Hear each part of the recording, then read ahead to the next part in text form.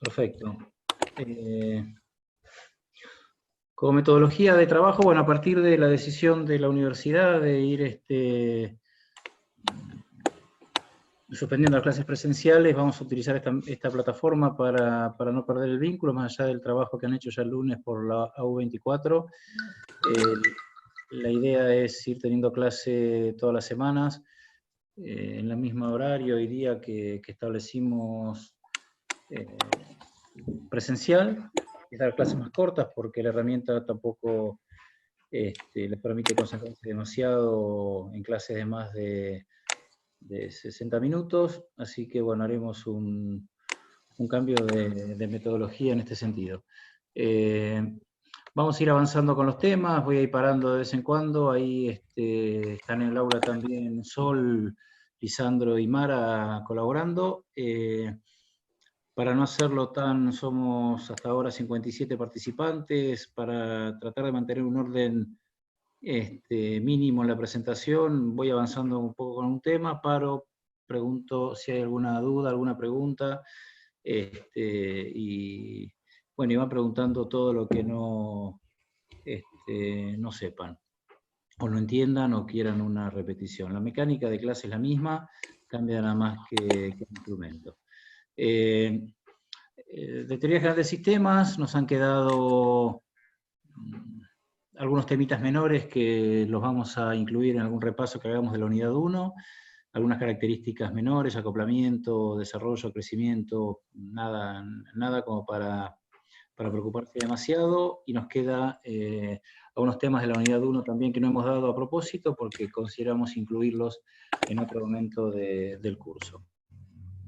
En definitiva, lo que vamos a dar ahora es empezar con la unidad 2, que básicamente incluye la descripción y los principales aportes de algunos autores de la teoría administrativa, algunos aportantes de la teoría administrativa.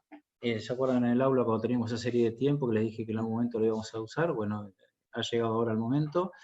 Y hoy vamos a dar particularmente una teoría que es uno de los autores de la teoría clásica, un autor clásico, perdón, y bueno, y veremos cómo sale. Más allá de que el impasse presencial es hasta el 31 de marzo, seguramente seguiremos utilizando esta plataforma, así que todo lo que sea para ir mejorando, bienvenido sea. La bibliografía de este tema, bueno, está a disposición de ustedes, como siempre. La fotocopiadora tiene un horario restringido, pero sigue funcionando. Seguramente ya solo eso se lo comunicamos a los chicos en el aula virtual. Sí, está todo ahí. Creo que es de 9 a 1, ¿no? Con antelación de pedidos y toda esta cuestión. Voy a... El tema, la bibliografía recomendada es Chiavenato, así que, bueno, ahí lo que tienen que sacar. Después le pasamos bien, Sol, el capítulo y todo. Sí. Tengo algunos chats acá, a ver. Bueno,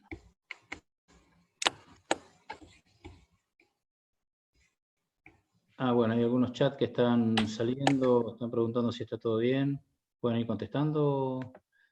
El decano pregunta si está todo bien, así que este decano que tenemos es un fenómeno realmente. Muy bueno. Fíjense ahí en chat que está ahí alguien privado, con Secretaría de Posgrado en privado, si le pueden contestar. Bueno, arrancamos entonces. Sí, voy a poner una pequeña presentación de PowerPoint para que la vayamos siguiendo. Después esta presentación la compartimos en el AU24 también. No es muy creativa, porque no soy muy creativo para PowerPoint, pero bueno, lo que intenta hacer esto es compartir un poco algún archivo. Está por acá, ahí está. ¿Se está viendo? Sí, ¿no? Sí. Bueno, la estructura de la clase que vamos a empezar a dar hoy tiene básicamente estos 6 puntos. El primer punto es antecedentes históricos, en el convencimiento de que cuando uno estudia una teoría, estudia un proceso o dentro de una serie de tiempo, los aportes de una teoría, lo que tiene que conocer bien son los antecedentes históricos, esto es, los momentos en que se desarrolla, para conocer por qué se desarrolla, cuáles son los elementos, factores contextuales que dan pie o dan lugar a la aparición de determinados aportes, determinados autores, de determinados hechos históricos. No tiene mucho sentido intentar... estoy escuchando algunos ruidos, si pueden, fíjense los micrófonos. No tiene mucho sentido intentar entender hoy, siglo XXI, las cosas que pasaron a fines del siglo XIX, principios del siglo XX, sin conocer bien cuál era la situación del contexto en ese momento.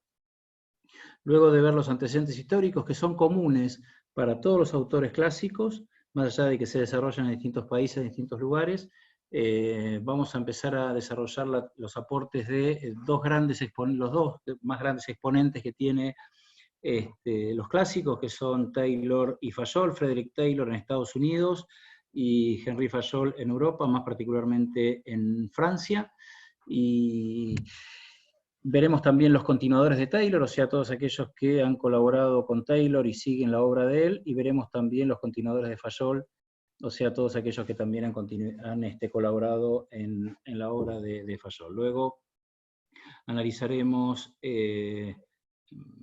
las diferencias y similitudes entre ambos, y con esto vamos a dar por terminado la unidad 1. Repito, hoy vamos a ver antecedentes históricos, y vamos a ver básicamente los aportes de Taylor y algunos de sus continuadores. La bibliografía, vuelvo a repetir, por algunos se está sumando ahora, la bibliografía está en el libro de Alberto Chiavenato, no recuerdo ahora bien cuál es el capítulo, tengo el libro, podría fijar en un rato, lo tengo acá adentro, y pasárselo. Pero por lo pronto, seguramente en la bibliografía tienen el capítulo en el que incluye estos libros. O cualquier otro, hola, o cualquier otro capítulo de cualquier otro libro, que puede ser Hermida, que puede ser, bueno, qué es administración, quienes tengan el libro, hay un capítulo ahí que habla también de las escuelas, cualquier libro de administración. Nosotros recomendamos Chiavenato. ¿Está todo bien? ¿Venimos bien hasta ahora?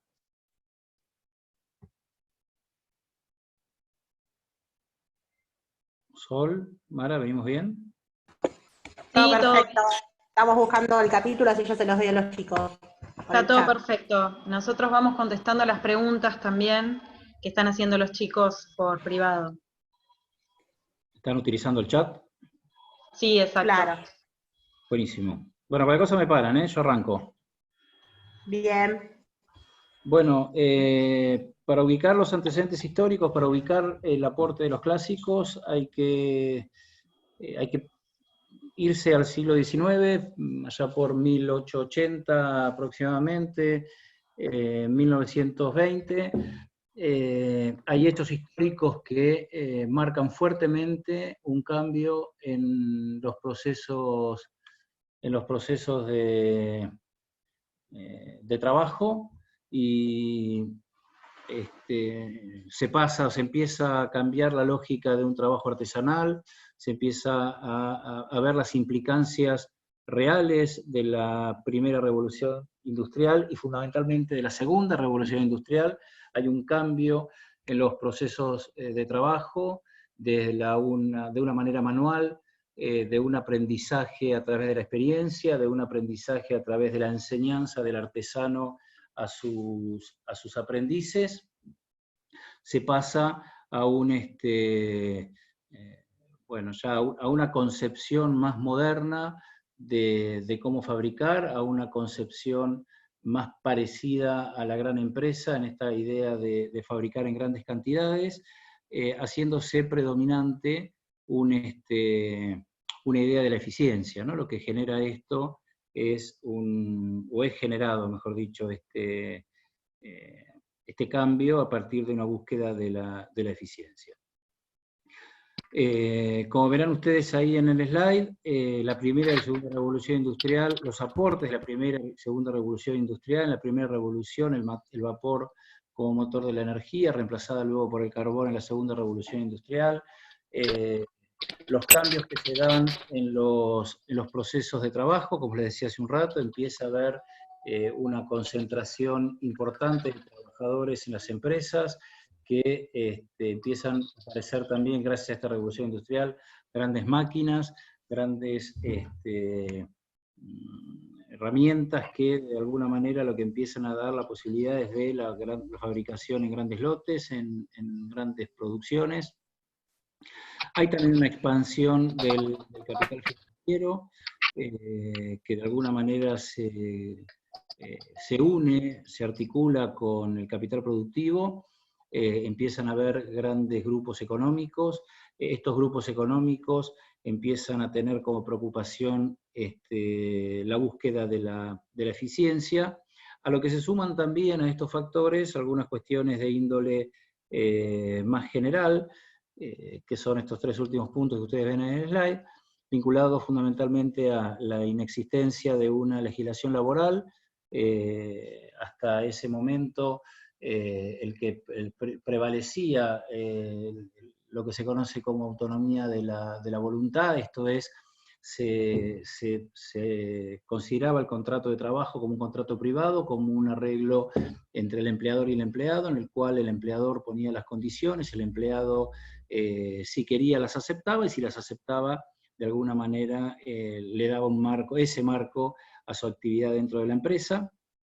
El Estado no tenía todavía participación activa regulando estos contratos de trabajo, lo que generaba, lógicamente, ciertos desequilibrios entre los sectores que eran los dueños de los factores de la producción, la infraestructura, las máquinas, el capital, y el sector operario o los empleados que se encontraban en una posición desventajosa con relación a quienes eran o iban a ser sus empleadores. Se tardó mucho tiempo, estamos situados a fines del siglo XIX, se tardó mucho tiempo en que esta legislación laboral empiece a tener una mayor presencia en las relaciones de trabajo, para que una legislación laboral proteja al trabajador, y en este momento, en los inicios, esta legislación laboral era muy precaria y permitía que los trabajadores no tuviesen límites en sus jornadas de trabajo, que las mujeres no tuviesen también límites horarios en sus jornadas de trabajo, que hasta los niños tuviesen que trabajar, malas condiciones de trabajo, en definitiva, un desequilibrio total entre los empleadores y los operarios. Por otro lado, los sindicatos también estaban en proceso de formación, estaban más ocupados y preocupados en que se reconozca su legitimidad como representantes de los trabajadores, más que en realmente preocuparse por mejorar las condiciones de medio ambiente de trabajo. Esto también fue un proceso que llevó muchos años y que fue de a poco fortaleciendo y haciendo más fuerte la presencia de las organizaciones sindicales defendiendo los derechos del trabajador en lo que hace a sus jornadas de trabajo, en lo que hace a sus descansos, en lo que hace a la remuneración, en lo que hace a las condiciones y medio ambiente de trabajo en general. Y una estructura del mercado de trabajo que también estaba, imagínense la época, repito, en 1900, para poner un promedio, un punto, en donde había, y empieza a haber, atraído por la revolución industrial, atraído por aquellas aparentes mejores condiciones de vida que ofrecía la ciudad al campo, empiezan a haber una fuerte migración interna, esto es, gente que deja el trabajo rural para acercarse a las grandes urbes, para acercarse a las grandes ciudades, para ir trabajando en mejores condiciones que las que tenía en el trabajo rural. Hay una gran migración, hay un gran cambio de cantidad de trabajadores que dejan el campo para irse a la ciudad, a lo que se suma también en aquellas ciudades industrializadas, también procesos inmigratorios. El caso de Estados Unidos es un ejemplo, con corrientes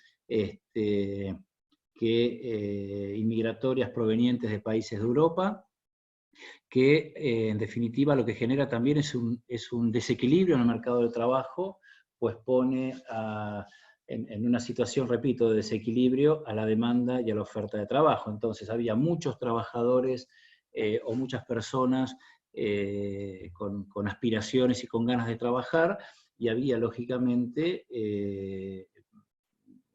espacios que cubrir en el trabajo, pero era mucho más la cantidad de gente que estaba buscando trabajo que el trabajo real que se le ofrecía a esta gente. Entonces, al haber, como siempre pasa, al haber un desequilibrio entre la oferta y la demanda de trabajo, lo que generaba esta sobreoferta era que los trabajadores que conseguían trabajo, lo que más les importaba era conseguir el trabajo, y los empleadores tampoco les importaba demasiado cuidar a ese trabajador, porque había seguramente esperando muchos aspirantes a trabajar por estos desequilibrios que se daban en el mercado del trabajo. Bueno, estas eran básicamente los antecedentes de esta época, un siglo XIX que estaba terminando con esta segunda revolución industrial, con todos estos cambios que empezaban a tener su implicancia en los procesos de trabajo, en la forma en que se trabaja, en la forma en que se hacían los productos, en la forma en que la sociedad accedía a estos productos. Antes de empezar con los fundamentos de la investigación científica, me gustaría saber si hay alguna pregunta, alguna duda, estoy a disposición.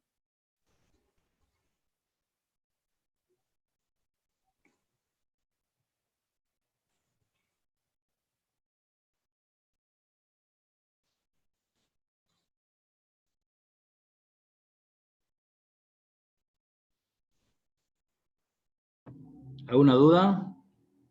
Sol, Mara, ¿cómo estamos ahí? No, están consultando mucho la bibliografía, que ya se las dijimos, pero no, todo bien, dicen. Sí, acá todo bien. ¿Tienen micrófono autorizado para hacer alguna duda o los tienen que habilitar ustedes? No, ellos nos pueden habilitar. ¿Alguno que generosamente me pregunte algo, si está escuchando bien, alguna de las chicas, algún alumno?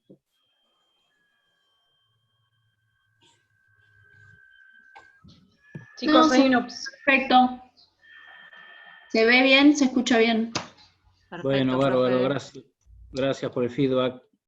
A veces me da la sensación de que le estoy hablando a la pantalla, cosa que es cierta, y tengo miedo de que no estén escuchando nada, para lo cual, bueno, me viene bien el feedback. Vamos a empezar entonces a trabajar un poquito ahora ya más específicamente. Acá, Martín, hay dos que leí más o menos que dicen que no pudieron escuchar al principio cuando empezaste, capaz. Lo primero que hablaste de los antecedentes, dónde los situaste, en qué año. Repito eso entonces, para situar los autores clásicos de la administración tenemos que pensar a partir de 1850 hasta aproximadamente 1930. Esta es la época en donde determinados momentos contextuales, históricos, ubican a estos autores de la administración. Todos estos factores que estamos viendo o que vimos en el slide anterior, lo que hace es ubicarnos ahí, ¿no? La segunda revolución industrial como proceso también histórico, económico, social importante, y todos los, bueno, el resto de los factores que estuvimos analizando. La época empieza, para situarlo, repito, es 1880, 1850, a partir de 1850, 1920 y 1930. Estos dos autores que estamos viendo, Taylor y Fayol, los dos coinciden aproximadamente en haber nacido en la segunda mitad del siglo XIX, aproximadamente, y nada más que para poner una fecha, 1850, 1860, o sea que ellos desarrollan toda su obra en esta época. Ahí tienen otra vez los antecedentes históricos, repito, primera y segunda revolución industrial, pueden después investigar las características tanto de una como otra y la fuerte implicancia que tienen los procesos de trabajo. Bueno, los cambios en los procesos de trabajo, esto es pasar de un sistema de producción artesanal, en donde estaba el artesano que le transmitía empíricamente el proceso al aprendiz, que aprendía del artesano, que tenían su propia estructura de crecimiento dentro de un determinado rubro o especialidad. La aparición del capitalismo, esto es la aparición del capital financiero y su conjunción y su unión con el capital, con el sector productivo, me refiero a la creación de las grandes empresas, el capital financiero que apuesta a la gran empresa que para dar rendimiento a este capital financiero y para empezar a ser eficiente, busca en los procesos de trabajo la eficiencia, acompañada acompañado todo esto por una legislación laboral recién en inicio, que empieza a trabajar procesos de mejora, pero muy lentamente, condicionado por las situaciones de la época, una limitada fuerza también de las organizaciones sindicales, y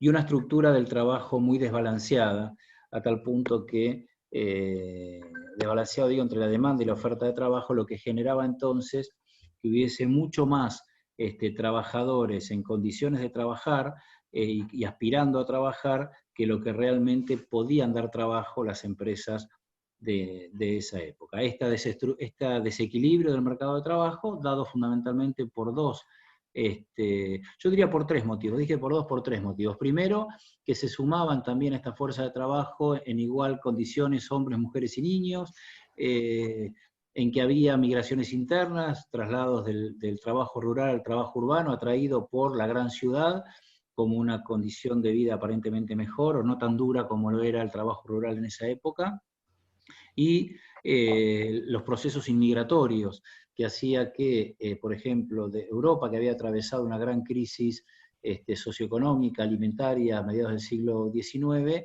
muchos de estos países empobrecidos de Europa se fuesen a América, particularmente a Estados Unidos, atraídos también por las condiciones de trabajo que daban estos países, ¿no?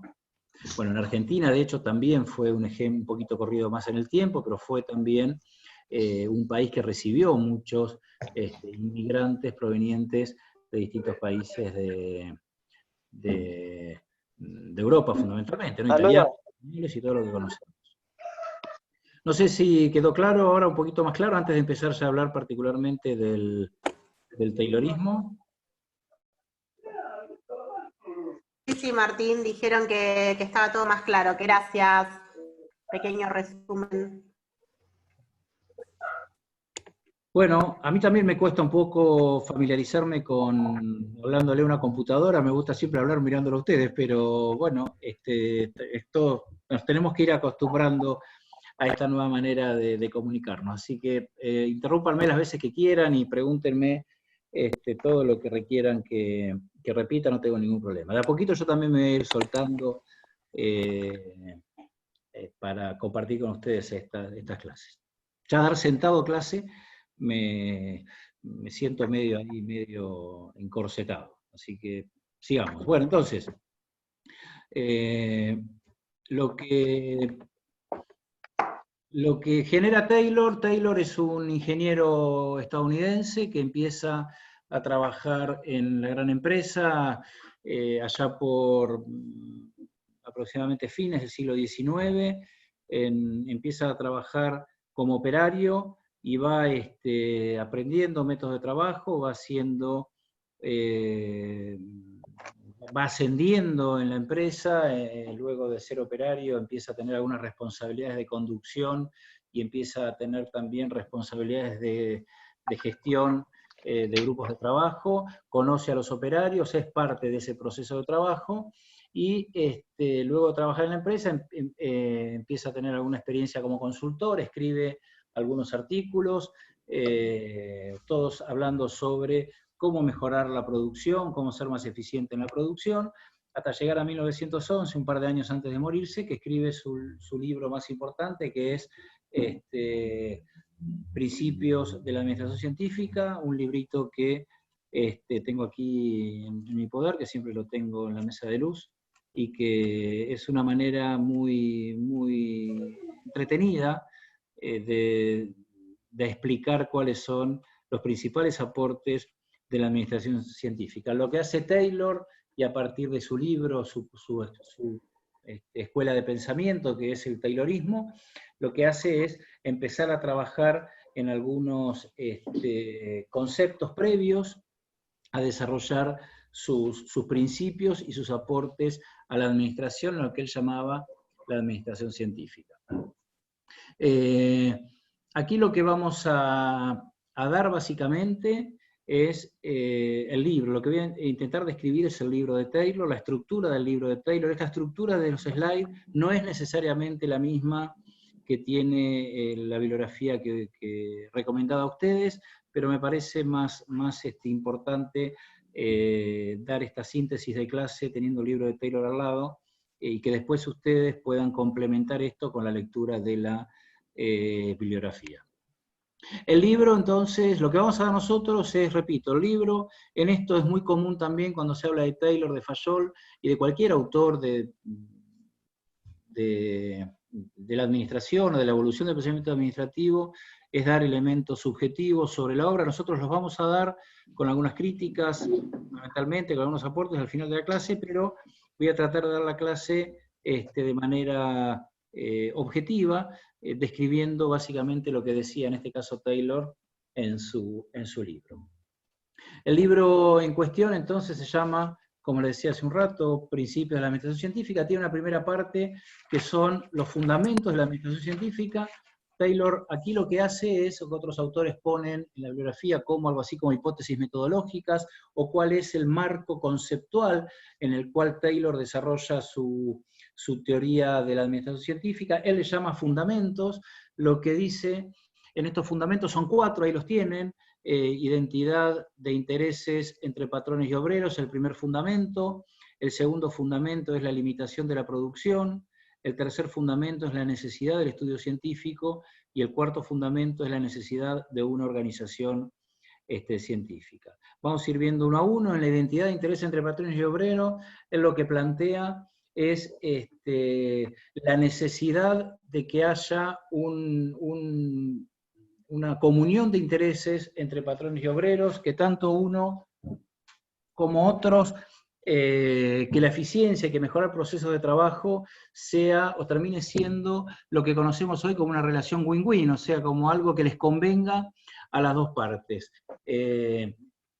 Dice Taylor en su libro que, contrariamente a lo que debe ser, existe en el mundo industrial, en las organizaciones industriales, una pelea histórica entre los patrones y los empleadores. Como que tienen objetivos contrapuestos, ¿no? Que están, dice él textualmente, se hayan dispuestos más bien a guerrear que a buscar la paz. Y él lo que propone para este método de administración científica es que tiene que haber una identidad de interés entre patrones y obreros. Esto significa que el máximo de prosperidad para el empleador, para el patrón, debe también ser acompañado y debe estar unido al máximo de prosperidad para el empleado, en el convencimiento de que este sistema de administración funciona si tanto uno como otro encuentran en este mecanismo un mecanismo que mejore la posición de ambos sectores. El segundo elemento, fundamento que ven ustedes ahí, es lo que Taylor llama la limitación de la producción, y acá Taylor plantea 3 partes o 3 subtemas que forman parte de esta limitación. Lo que dice Taylor es que, bueno, que más allá de que tiene que haber identidad de interés entre patrones y obreros, existen factores, realmente, él ha comprobado, recuerden que él trabaja en la empresa, trabajó como operario, y está comprobado que hay elementos que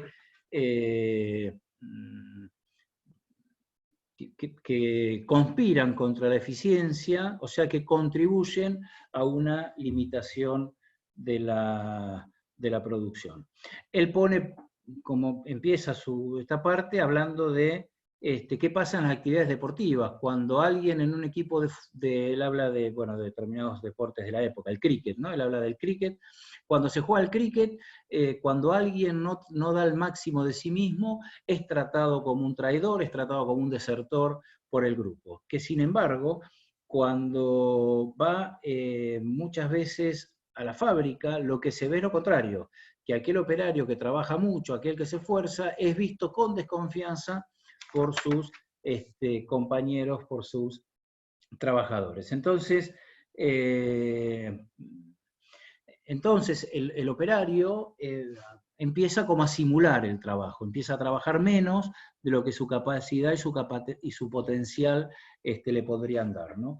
Y él dice que son, bueno, como ven ahí, por 3 motivos. Primero, por esta idea que tienen muchos operarios, en que si aumentan mucho la producción, esto va a generar desocupación. O sea, el aumento de la producción lo que va a generar es que se satisfagan las necesidades de los consumidores, se sature, digamos, un mercado, y esto genere desocupación, ¿no? El modelo que muestra Taylor, que propone Taylor en su administración científica, es un poco lo contrario a esto, ¿no?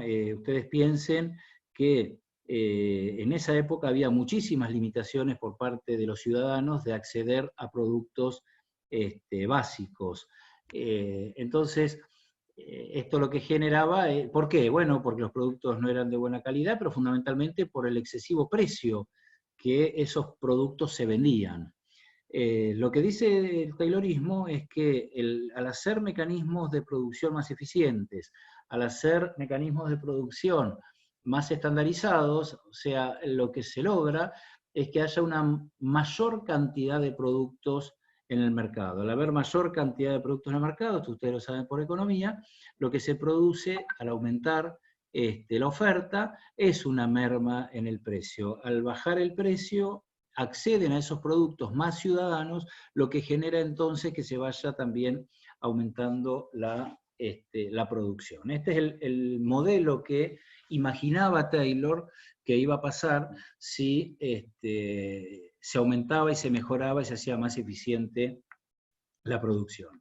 El segundo punto que ustedes ven son los sistemas deficientes de administración. En este caso, lo que compara Taylor es con lo que él llamaba la administración por iniciativa, que era un proceso que era predominante en esa época, en donde quedaba toda iniciativa del operario, no solo cómo fabricar, sino también las herramientas utilizadas. Estos sistemas deficientes de administración a lo que llevaba era que no había una única manera de hacer las cosas, que no había, porque no había los mismos procesos, porque no tenían los mismos procesos, porque no tenían las mismas herramientas. Entonces, él está convencido que estos sistemas que él llamaba de administración por iniciativa deben ser cambiados por sistemas más científicos de producir, ¿no?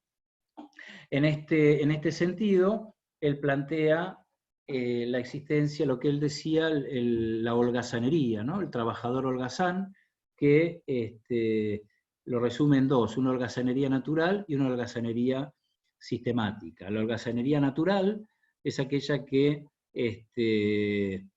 según Taylor, el trabajador tenía por el solo hecho de tender a trabajar menos, algo habíamos visto como limitación de la producción, ¿no? Entonces, ¿qué pasaba? Ante una misma remuneración, que podía ser semanal, quincenal o mensual, como todos cobraban lo mismo, entonces la tendencia era que el trabajador que trabajaba mucho tendiese a trabajar menos, a partir de que en definitiva iba a terminar, al finalizar su jornada, iba a terminar cobrando lo mismo.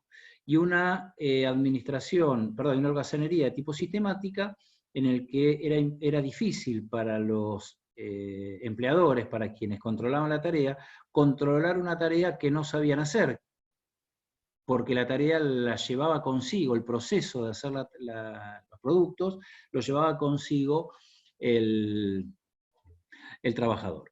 Estos dos tipos de holgazanería, sistemática y natural la primera y sistemática la segunda que expliqué, eran los que decía Taylor que contribuían a sistemas deficientes de administración. Y un tercer elemento, y con esto ya voy terminando lo que es la limitación de la producción, y paro un poquito acá, es de alguna manera la ineficiencia que significaba la utilización de los métodos empíricos, esto es, el trabajar con distintos tipos de herramientas, el trabajar mal, el generar tiempos inútiles en el proceso de producción, todo esto contribuía a una limitación de la producción. Paro un poquito acá, habiendo dado identidad de intereses entre patrones y obreros, limitación de la producción, para escucharlos a ustedes, a ver si hay alguna duda.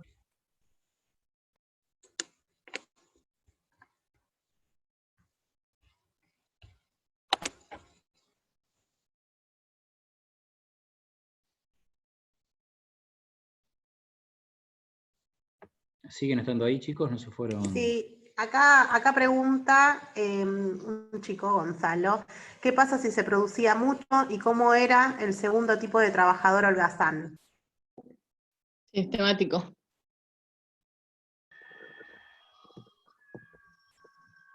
¿Me escuchaste, Martín? Sí, perfecto. Sí, el modelo que tenía Taylor para de alguna manera contestar a lo que él decía, creo que yo además busco el libro porque me gustan estas cosas, leerlas textualmente. Él decía, la primera causa de limitación a la producción, decía, el sofisma, que desde los tiempos inmemorialmente ha sido casi universal entre los obreros, de que un aumento material en la producción de cada obrero o cada máquina traerá como resultado a la larga que un gran número de hombres quede sin trabajo. Dice incluso, la gran mayoría de los obreros cree aún que si trabajara con su máximo de rapidez haría una gran injusticia a todo el gremio al causar la desocupación de muchos de sus camaradas. Lo que dice Taylor en este sentido es que si sumamos máquinas y mejoramos y hacemos eficiente o más eficiente los procesos productivos, al mejorarse la producción, al aumentar la producción, y pone precisamente el caso de los zapatos, ¿no? Del par de zapatos. Él dice textualmente, la introducción de la maquinaria para fabricar zapatos ha traído como resultado que los zapatos sean fabricados a una fracción de su costo anterior de mano de obra. O sea que el reemplazo de la tecnología por la mano de obra lo que genera es que baje el costo de producción. Y que ahora entonces los zapatos se venden mucho más baratos que antes. Y él dice textualmente, tan baratos que ahora casi todo hombre, mujer y niño de la clase obrera compra uno o dos pares de zapatos por año. Y vaya siempre calzado. Mientras que antes cada obrero compraba tal vez un par de zapatos cada 5 años e iba descalzo la mayor parte del tiempo. El uso de zapatos era entonces un lujo y no una necesidad. Entonces, él lo que dice es, ahora se produce más, se produce mejor, más personas tienen acceso a los zapatos porque el costo baja, la mejora de la eficiencia termina bajando el costo, y en definitiva, entonces, los operarios, sus familias, los ciudadanos en general, compran y pueden tener acceso a esos productos. Entonces, la demanda de zapatos también va aumentando. Al aumentar la demanda de zapatos, entonces, es que la producción también se sostiene aumentando. ¿Quedó clara esta parte?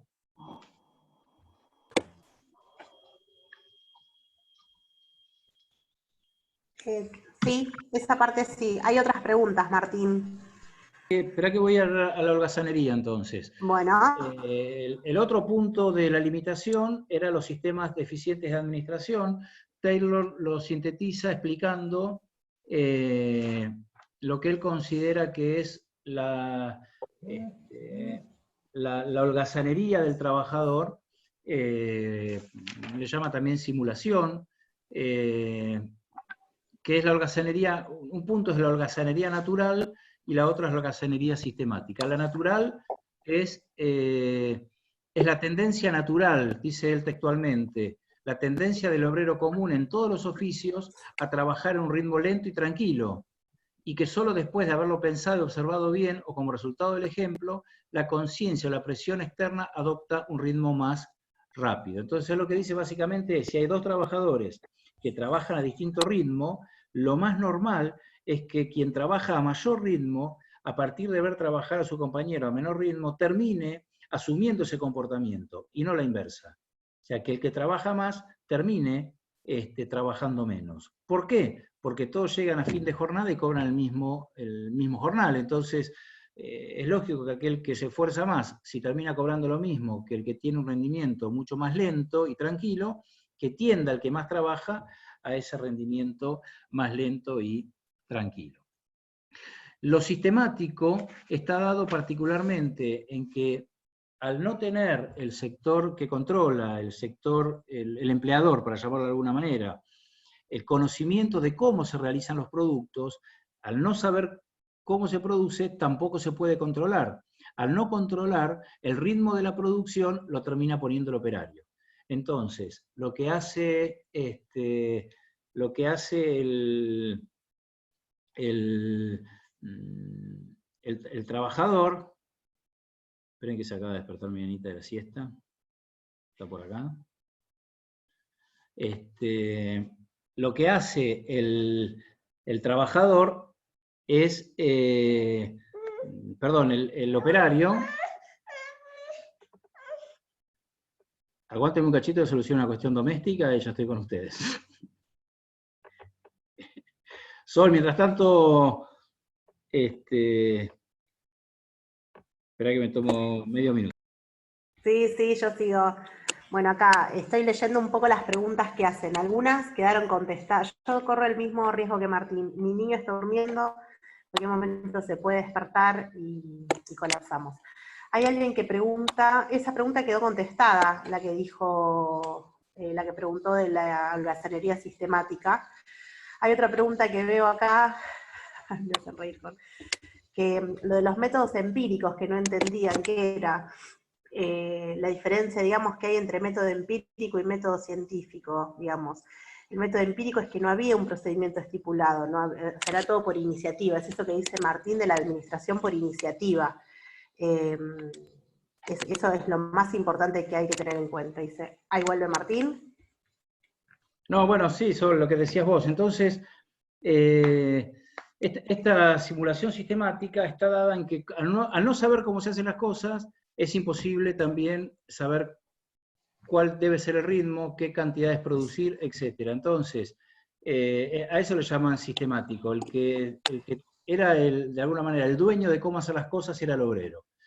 Fíjense, y ya vamos adelantando algunos aportes, cómo soluciona, según Taylor, en su obra, estos dos limitantes en la producción, lo que él llama holgazanería, ¿no? La holgazanería natural la soluciona o intenta solucionarla fijando una remuneración en función de un estándar, a tal punto que aquel operario que trabaja más, produce más, cobra más, versus aquel que no trabaja tanto, produce menos, cobra menos. Entonces, al tener el estímulo, la motivación económica de que quien produce más cobra más, entonces, según el esquema de Taylor, no se produce acá una limitación de la producción, porque el que produce poco va a querer producir más para ganar más. Ahí también subyace un clima de época que es el concepto del homo economicus, del hombre económico, el hombre que solo se motiva por dinero. Entonces, ¿y cómo de alguna manera termina con la otra, con la sistemática? Bueno, él entonces empieza a ver, a observar, en lo que él llamó el estudio de tiempos y movimientos, empieza a observar cómo se trabaja, empieza a corregir movimientos, empieza a cambiar herramientas, a cambiar procesos, y entonces eso que era propio del trabajador, la forma de cómo hacer la tarea, la empresa lo aprende, lo observa, lo mejora, y luego lo procesa en un proceso de trabajo que tiende a que haya una única manera, lo que él llamaba de one best way, la única y mejor manera, una única y mejor manera de hacer las cosas. Esta única y mejor manera de hacer las cosas es la que se le enseña al trabajador. Entonces, de esa manera, la empresa se apropia del saber hacer, del know-how que tenía el trabajador. No sé si he sido claro con esta explicación. No, acá veo algunas dudas relacionadas con el tema del método, eso es lo que estaba diciendo yo, del método empírico, como que no comprendían bien a qué se refería, ¿sí? O sea, eso relacionado a la iniciativa de cada uno, que cada uno hacía las cosas de su manera, capaz de explicar un poco eso, y si eso de los trabajadores se refería, ya leí 3 veces esto, si era por la tecnología que se buscaba esto, que no es por la tecnología, era justamente porque cada uno tenía su forma de hacer las cosas, que era lo del método empírico que se planteaba. ¿Hay algunas dudas con respecto a eso? Sí, lo que se busca, lógicamente, los métodos empíricos son los que están aprendidos en la práctica, digamos, ¿no? Entonces, ¿cuál era la lógica de época? El artesano que tenía una manera que él había aprendido y que la trasladaba, la enseñaba a los aprendices. Ahí se iba construyendo un método empírico. Ustedes piensen que ese artesano, ese aprendiz, ahora deja de trabajar en los talleres y pasa a trabajar a la fábrica. porque las fábricas son las que empiezan a protagonizar todo el mercado de trabajo. Entonces, ese artesano que había aprendido una manera de hacer las cosas, trabajaba con otro artesano en el mismo rubro que lo sabía hacer de otra manera. Entonces se producía ineficiencia total, hasta llegado el punto en que un mismo producto de una misma fábrica se hacía de distinta manera según quien lo hacía. Entonces, todo esto, que es lo que yo digo sistemático, es que Taylor intenta modificar apropiándose de la manera de hacer las cosas. De tal manera que ahora hacer un par de zapatos responde a un proceso que da la empresa, responde a un proceso que define la empresa. Esa manera de hacer los zapatos es enseñada, trasladada a los trabajadores, tendiendo a que toda la empresa ahora trabaje de la misma manera, trabaje eficientemente. Entonces, esto permite el control. El estudio de tiempos y movimientos, esto que les dije hace un ratito, que lo que permitía era saber cómo se hacen las cosas, también permite determinar un estándar. Entonces, también permite saber cuánto debe producirse, cuántos pares de zapatos, por ejemplo, deben producirse en una jornada de trabajo. Entonces, no solo este proceso sirve para hacer lo que Taylor consideraba la única y mejor manera de hacer las cosas, sino que también sirve como un elemento de control, a tal punto que el trabajador tiene que hacer una determinada cantidad de ese producto por jornada. Si no cumple con ese producto, no cobra su sueldo, perdón, no cumple con esa cantidad, no cobra su sueldo completo. Esta es la manera que él elige para terminar con, que él desarrolla, para terminar con la holgazanería natural y la holgazanería sistemática. Sí, Sol. No, bien, estoy... Nada, es medio a veces difícil seguir porque hablan muchas cosas. Te felicitan a vos por tu rol de padre también. Bueno, así que lo vamos siguiendo, pero por ahora viene todo bien. Ya están... Ya cuando entremos más en confianza se los voy a presentar, porque imagínense que estamos todos en cuarentena del coronavirus, así que están dando vueltas por acá por casa. Las tenemos medio aislados ahora en un escritorio, pero ya en cualquier momento van a aparecer. Así. Pero las preguntas ya están todas bien, así que puedes avanzar si querés. Bueno, entonces, para completar este cuadro de fundamento de la administración científica, bueno, y un poco estuvo explicado por los ejemplos, Taylor propone en sus fundamentos la necesidad de un estudio científico para terminar con ese empirismo, claramente, o sea, que cada elemento del trabajo se estudie científicamente, se observe, se vean los tiempos útiles, se vean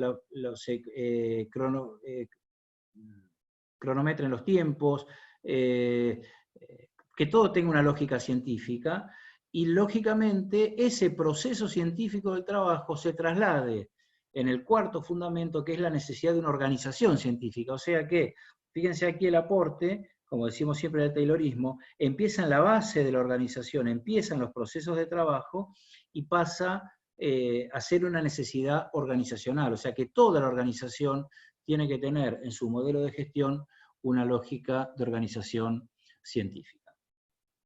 ¿Quedaron claros entonces estos fundamentos? Repito, esto es el punto de partida del Taylorismo. Esto es lo que él piensa, lo que él aprendió, lo que él vio, lo que él supone, el por qué es necesario una administración científica. Que repito, solo funciona si los patrones y los obreros ganan con la administración científica y empieza ya a dar adelantar algunas soluciones en una limitación que está, perdón, una producción que está limitada por estos, básicamente, sistemas deficientes de administración, como decías vos, Sol, recién, por una administración por iniciativa del trabajador, pasar a ser una administración científica cuya iniciativa ahora es de la empresa. Bien.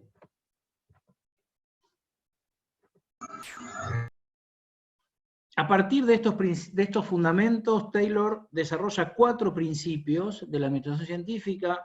Son sus 4 principios, es todo lo que de alguna manera es la estructura vertebral de la administración científica. ¿Cuáles son estos 4 principios? Vamos a ir viéndolo uno a uno. Acá lo que les pido, si bien la bibliografía de Chavenato puede tener algunos nombres de planificación, no importa, lo importante es que entiendan estos 4 principios, más que de memoria, con una lógica de método de trabajo. El primer principio Taylor dice que hay que desarrollar, que se debe desarrollar para cada elemento del trabajo del obrero una ciencia que reemplaza los antiguos métodos empíricos. ¿Esto cómo se resume? Ciencia versus empirismo.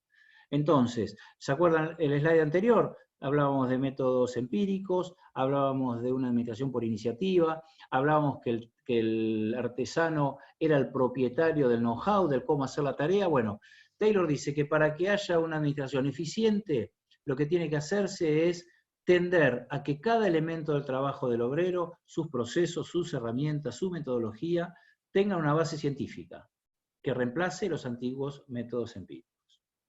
Una vez que está en ese primer principio desarrollado, pensado, esta lógica de ciencia versus empirismo, se hace predominante el segundo principio: seleccionar científicamente y luego instruir, enseñar y formar al trabajador en función del método desarrollado en el primer principio. Desarrollo el método en el primer principio y luego, a partir del método científico desarrollado en cada elemento del trabajo, selecciono al trabajador en función de ese método y luego lo instruyo, lo enseño y lo formo de tal manera que pueda desarrollar el trabajador eficientemente ese método científico.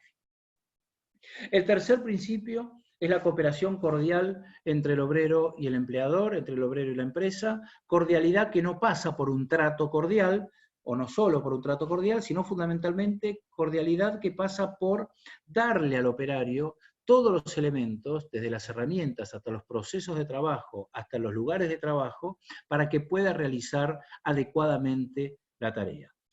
Voy repasando. El primer principio: desarrollo el método científico. El segundo, lo selecciono y lo instruyo. El tercero, le doy todos los recursos necesarios, desde los recursos, repito, herramientas, desde tecnología de procesos, hasta instalaciones, para que pueda desarrollar la tarea. Y el cuarto principio es distribuir equitativamente el trabajo y la responsabilidad entre el administrador y los obreros. ¿Qué hace cada uno de estos sectores? El obrero ahora es pura y exclusivamente responsable de la ejecución. El obrero solo se preocupa y se ocupa de operar. El obrero solo se preocupa y se ocupa de trabajar, de ejecutar. Y la empresa, a través de su sector administrador, se preocupa y se ocupa de programar la tarea, de programar el proceso eficiente y fundamentalmente de controlarlo. Estos son los 4 principios de la administración científica. Repito, como él mismo bueno, sobre el final del libro los resume, ¿no? Ciencia versus empirismo, selección científica de los trabajadores, cooperación cordial del trabajador con el operario, y por último, distribución de las responsabilidades. Recuerden esto que les decía hace un rato: antes era el operario el que se encargaba de todo, era el que llevaba la herramienta, era el que él mismo tenía su propio proceso de trabajo. Ahora la empresa se apropia de eso y le dice cómo tiene que hacer las cosas para hacerlas eficientemente. La empresa le traslada, le pone un lugar de trabajo, les pone herramientas y le pone lo que era propiedad de él antes, pero más en forma de proceso eficiente, le da también la manera de hacer las cosas. Duda, esto es importante, todo es importante, los antecedentes, los fundamentos y los principios. ¿Duda con los principios? No, todo bien. Excelente. Bueno, ya vamos a ir terminando, porque ya estamos casi la hora, o un poquito más de la hora. No, todavía no, un poquito más. No quiero Capaz tampoco... Martín, Sí. lo que pienso que resulta, ya que dimos los fundamentos que dan origen a esta teoría y también los principios, tener bien encuadrado qué son principios y qué son los fundamentos, porque a la hora a veces de tomarlo, nosotros preguntamos cuáles son los principios y no estamos preguntando los fundamentos, y a veces siempre nos equivocamos, entonces tiene una lógica, como lo explicaste, continúa con esa lógica, entonces recordarlo, no con las palabras del libro, pero sí con esta idea, lo que son los fundamentos, lo que hablaste de la identidad, de los intereses de obreros y patrones, la holgazanería, todos son los fundamentos que dan origen a esta teoría, que son estos 4 principios, porque a veces nos equivocan Y lamentablemente la respuesta está mal cuando saben el tema. Entonces sepan que los principios son estos 4 que dijo Martín, como un aporte me parece que es importante. Por eso es importante, como dice Sol, chicos, entender la lógica de esto. Hay un autor que construye sus hipótesis metodológicas, esto es sus fundamentos, esto es el por qué se dan las cosas en esa primera parte que son sus fundamentos, en lo que fundamenta sus principios. Y hay una segunda parte que son los principios, o sea, una vez explicado el cómo está la situación y por qué hay problemas, dice, bueno, hay que entonces aplicar estos 4 principios para desarrollar eficientemente este proceso de administración científica. Hay una pregunta que están diciendo que el tercer fundamento, no les quedó claro, el tercer fundamento, no principio. ¿Necesidad del estudio científico? Y entiendo que debe ser ese. Bien. Acá básicamente lo que resume Taylor es en la necesidad de un estudio científico del trabajo.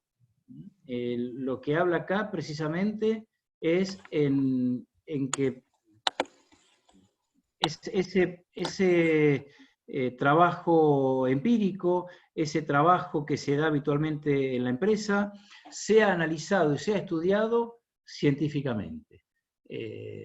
O sea, ustedes piensen que este libro lo escribe después de toda su experiencia como trabajador y de toda su experiencia como consultor. Este libro es una síntesis de su experiencia con la administración científica. Entonces, él en su fundamento dice, bueno, tiene que haber identidad de intereses de patrones obreros, hay limitación de la producción, ¿cómo puedo terminar con la limitación de la producción? Y después él termina diciendo, bueno, es necesario estudiar científicamente el trabajo, es necesario estudiar científicamente a los trabajadores, es necesario estudiar científicamente a los procesos de trabajo, y luego, esto que se da como proceso de trabajo en la base de la pirámide organizacional, trasladarlo a ese 4º fundamento, que es la necesidad de una organización científica. Y nada más que para que vean esto, como ejemplo, él ya tiene algunos datos del éxito de su administración científica, en donde dice, un gran número de obreros de Estados Unidos trabajan ahora bajo este sistema y reciben salarios de un 30 a un 100% superiores a los que reciben hombres de capacidad similar, de fábricas vecinas, mientras que las compañías que los emplean gozan de una prosperidad mayor que la alcanzada en cualquier otra época anterior. Bueno, acá está Juanita, se las presento. No sé si quedó más claro. Sí, dicen que quedó más claro, sí, perfecto. Y se están contestando entre ellos, así que me parece que una buena retroalimentación.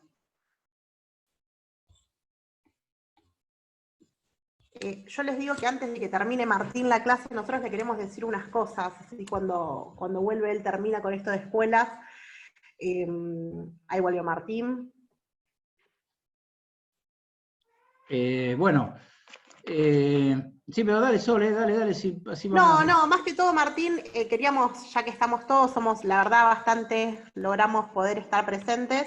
Bueno.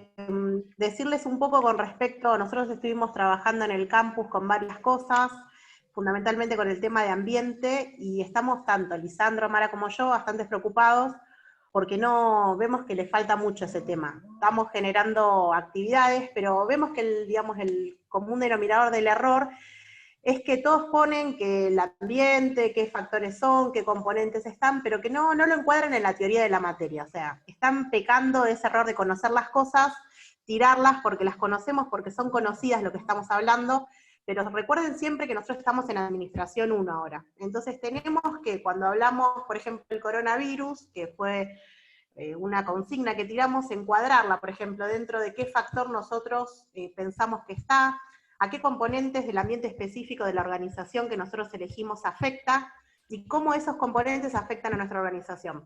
Si no hacemos ese caminito que nosotros aprendimos en la teoría, la pregunta no está bien.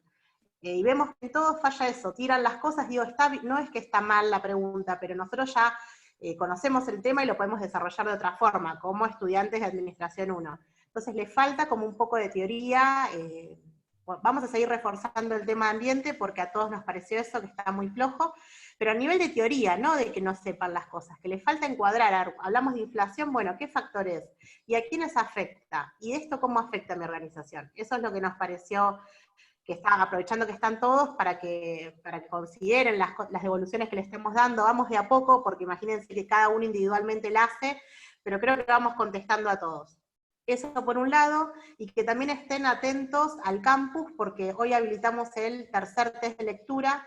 Como les habíamos dado bastante actividad el lunes, habilitamos hoy el tercer test de lectura, que va a estar disponible hasta el viernes. Es todo teoría general de sistemas. Háganlo tranquilos, recuerden, tienen la misma metodología que estamos haciendo, y después vamos a ir viendo algunas actividades para desarrollar de esta manera. A partir de lo que dio Martín, vamos a ver si trabajamos un poco de escuelas, con algún trabajo, no sé si haremos alguno de los que están en la guía, o alguno más sencillo, teniendo en cuenta capaz que el desarrollo es individual, y lo mismo vamos a hacer con teoría general de sistemas, como para que les quede una retroalimentación de la parte práctica, y poderla realizar. Estén atentos al campus, porque ahí es donde vamos a publicar el siguiente link, como hicimos, para la clase que viene, que va a ser el miércoles, porque el lunes es feriado. Igual vamos a seguir interactuando por el campus. Creo que no me olvido nada. Mara, Lisandro, díganme si me olvido algo de lo nuestro. No, está todo bien. No, recuerden que, bueno, tienen tiempo hasta el viernes a las 12 de la noche para resolver el test. Y hay otra consulta de teoría, Sol. ¿De dónde? A ver, ¿cuál es? Sí, El sí, último estoy, ¿eh? principio. El último principio. Bien. Antes que terminemos con el tema teórico y estábamos hablando de la participación de los chicos en el foro, son detalles, ¿no? Y que tenemos que ir aprendiendo y acostumbrándonos todos, pero le vamos tirando tips. Cuando nosotros abrimos un foro, estaría bueno que los chicos presenten los trabajos dentro del foro, porque hemos encontrado que muchos iban presentando el trabajo y habrían foros adicionales. Con lo cual, para mantener un orden y también que a nosotros nos sea un poquito más práctico a la hora de corregirlo, estaría bueno que si solo abre un foro sobre un tema de discusión, las respuestas se vayan adjuntando abajo en el mismo foro, no ir abriendo foros distintos cada uno. Un detalle era nomás, pero bueno, para organizarnos un poco. Bueno, me decías, Mara, entonces que había una duda sobre el último principio, el cuarto. Sí, exactamente, sí. El principio lo que dice es que básicamente hay una distribución equitativa del trabajo y la responsabilidad. Hay un sector cuya responsabilidad es ejecutar la tarea. Ese es el sector operario. Y hay otro sector, el sector administrador, cuya responsabilidad recae en el administrador, perdón, me perdí. Hay un sector operario, que es el que ejecuta, y un sector administrador, que es el que planifica la tarea. Vamos a ver un videito, a ver si podemos ver esto. Aguántenme un minuto, ¿eh? No, esto ya estamos a niveles de tecnología extremos. Esperen un cachito.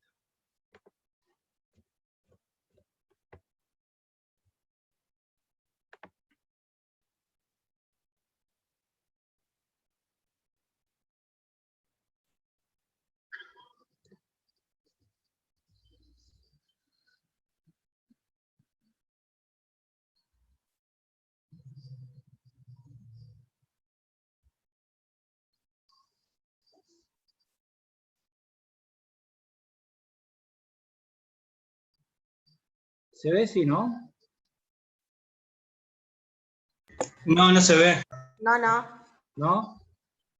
Ah, bueno. ¿No se alcanza a ver? No.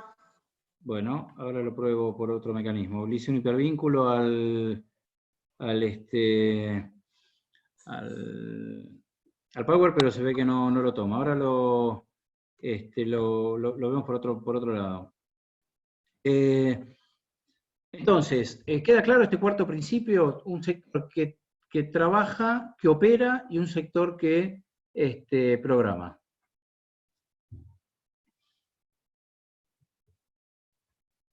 ¿Alguna otra duda?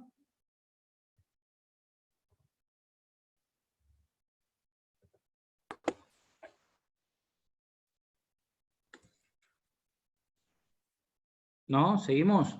No, sí, va todo bien. No, por Bueno, ahora no. Acá te recomiendan que tendrías que minimizar el power, dice alguien, ¿qué? ¿Minimizarlo? para el video. Ah, tendría que... Claro, minimizarlo. Pero está en hipervínculo, no sé si se puede minimizarlo. Bueno, ahora lo intento solucionar. Sí.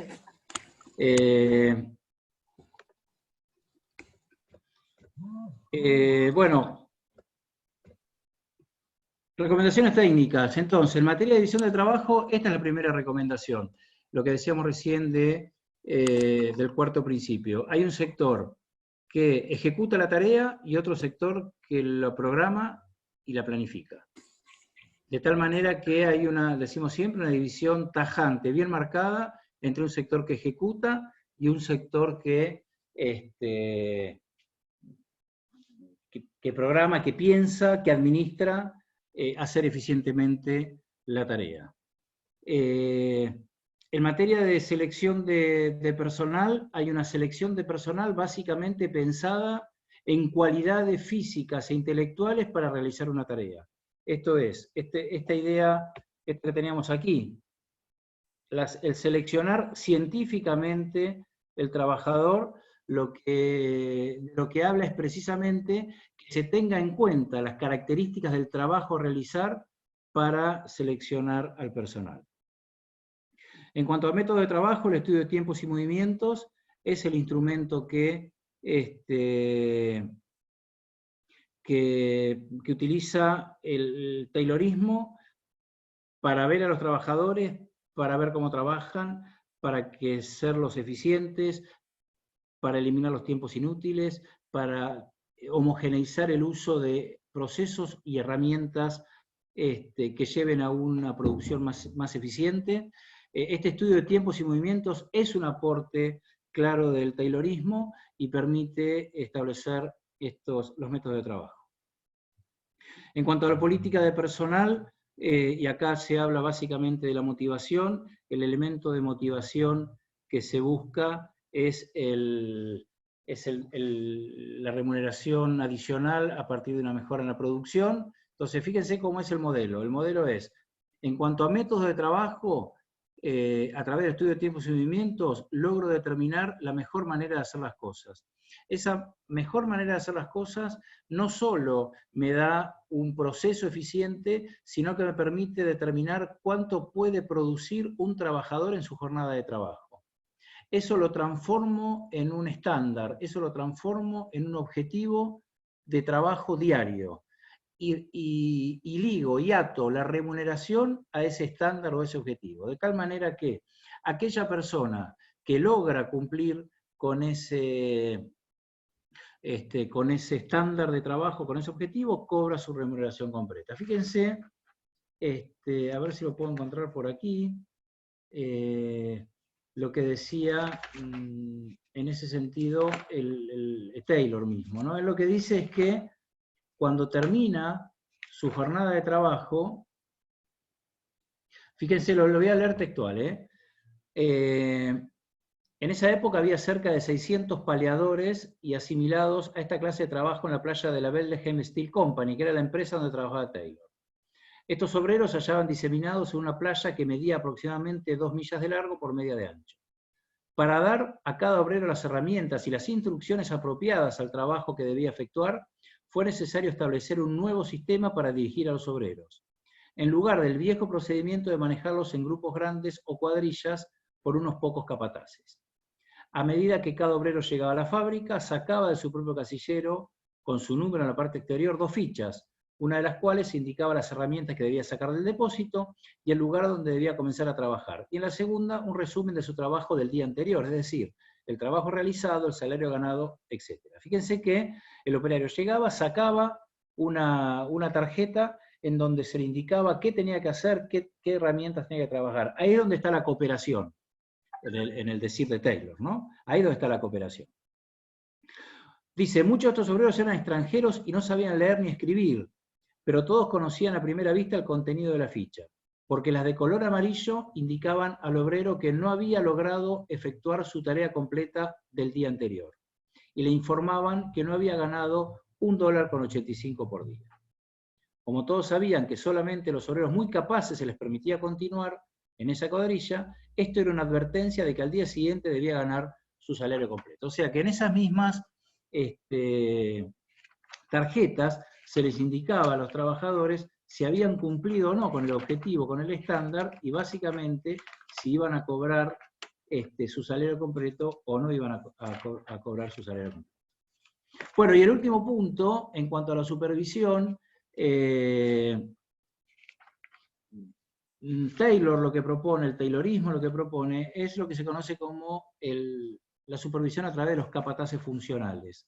Los capataces funcionales son precisamente un conjunto de capataces que supervisan la tarea de un operario. Fíjense que acá se da un elemento, lo vamos a ver más adelante como una diferencia con Fayol, en donde un trabajador tiene más de un jefe, dependiendo de el problema que tienen en su tarea. ¿No? Entonces, aparece un capataz de rapidez, aparece un capataz de control o de planeamiento.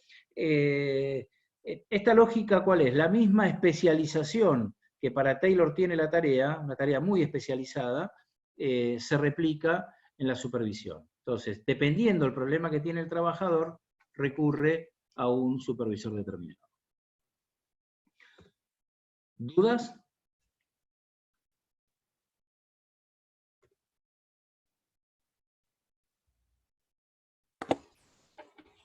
No. Sol, ¿cómo estamos? No, bien, muy bien. Yo pararía acá, no sé, Sol. Sí, me parece bien. Es más cansador y me imagino que para los chicos más cansador todavía, ¿no? Sí. Bibliografía, yo les dije, Chiavenato, ahí lo puse por el chat, es solo Chiavenato, capítulo 3, 4, 5, 6 y 11. Bueno, toman nota los chicos. Sí, ya los pasé igual por ahí también.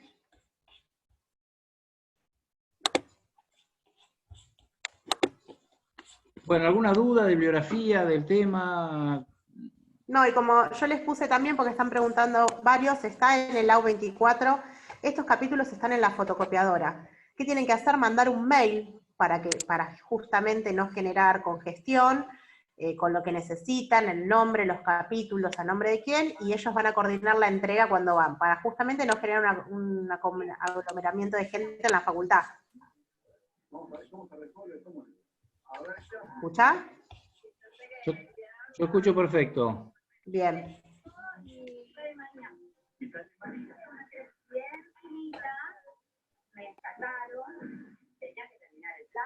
No, bueno, no estoy escuchando de lejos, no sé quién habla.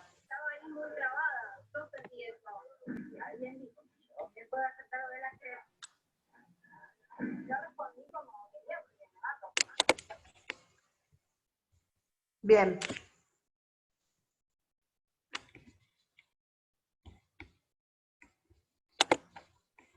¿Algún punto más?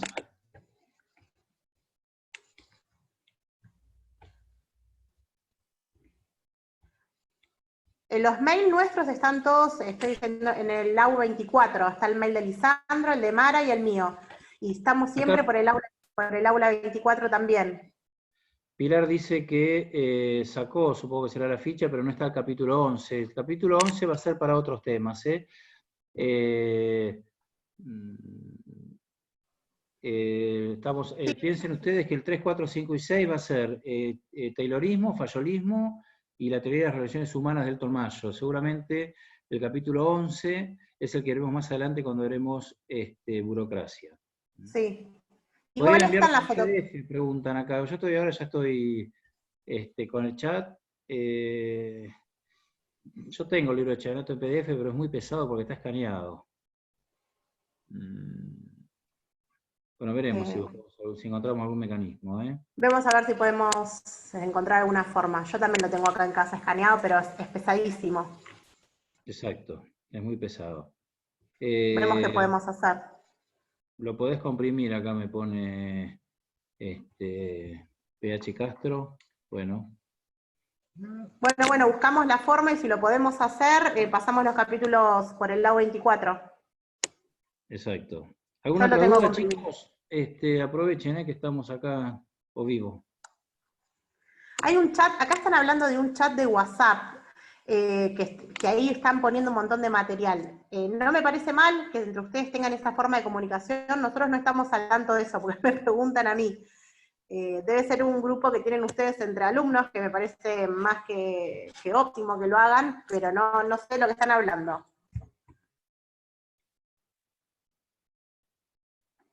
Yo tampoco tengo, yo ya tengo varios grupos, pero en este no estoy, así que, y no lo tomen a mal, tampoco tengo intenciones de estar, porque además me volvería loco, pero... Igual dicen que en ese grupo que tienen de WhatsApp están todos los capítulos ya comprimidos de Chiavenato, así que pónganse en contacto con... Ah, se están pasando los teléfonos, bueno, listo. Ya El está. video, sí. El video que no pude pasar, que después voy a buscar el mecanismo para que lo veamos en la próxima clase del miércoles, es una síntesis de la película Tiempos Modernos de Chaplin, que muestra bueno, entren en YouTube, fíjense ahí Tiempos Modernos Chaplin, aparece 1 hora y pico, dura la película, no pido que hagan eso, después hay resúmenes de 3-4 minutos, que son útiles para ver cómo funciona fundamentalmente el Fordismo, que es el continuador que vamos a ver la clase que viene.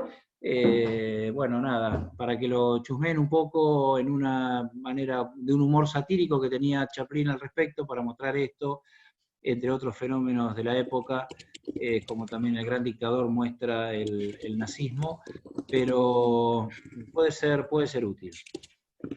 Acá me pone que yo la vi, yo también, bueno, yo también la vi. Véanla, son 3-4 minutos. Si quieren ver entera, pero bueno, yo creo que con 4 minutos alcanza. Bueno, ¿alguna sigue pasando teléfonos? Acá por el chat.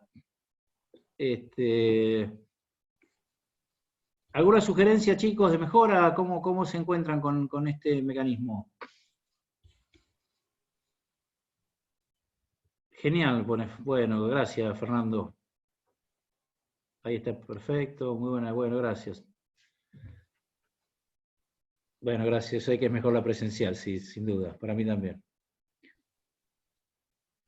Bueno, me alegro, chicos, me alegro.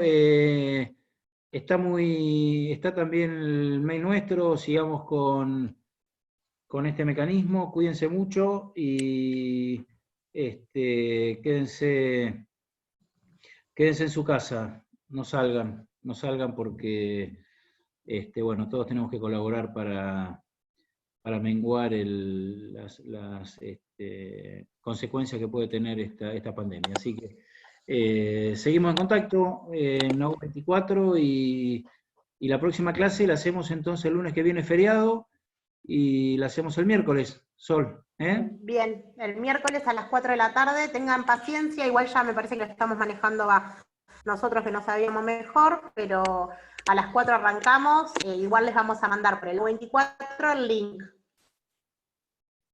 Bien, acá me piden también un poco más lenta la clase, así pueden tomar nota. Bueno, iremos mejorándola. Compartimos el Power también, ¿no, Sol? Sí, por favor, eso A24. me lo pasás y lo pongo en el lado 24. Te mando el archivo, eso es nada más que un punteo de temas. Por supuesto, llénenlo con lo visto en clase. La clase queda grabada también, va a estar grabada y la vamos a subir grabada a la U24. Digo, por los que pidieron que vaya un poco más lento, van a tener la clase grabada y pueden parar, volver para atrás, y tienen el PowerPoint. Así que cuando nos acostumbremos a eso, no volvemos más a la presencial. No, mentira, no hay como la presencial, pero bueno. Chicos, el gusto y terminamos la reunión.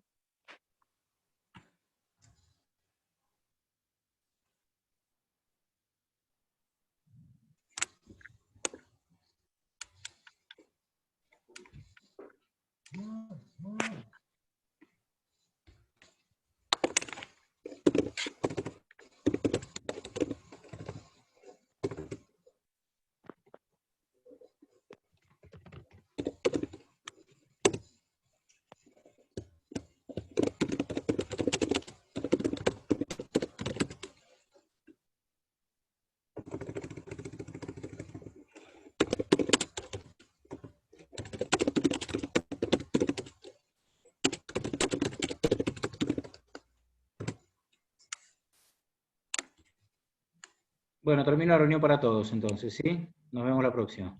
Bueno, chao.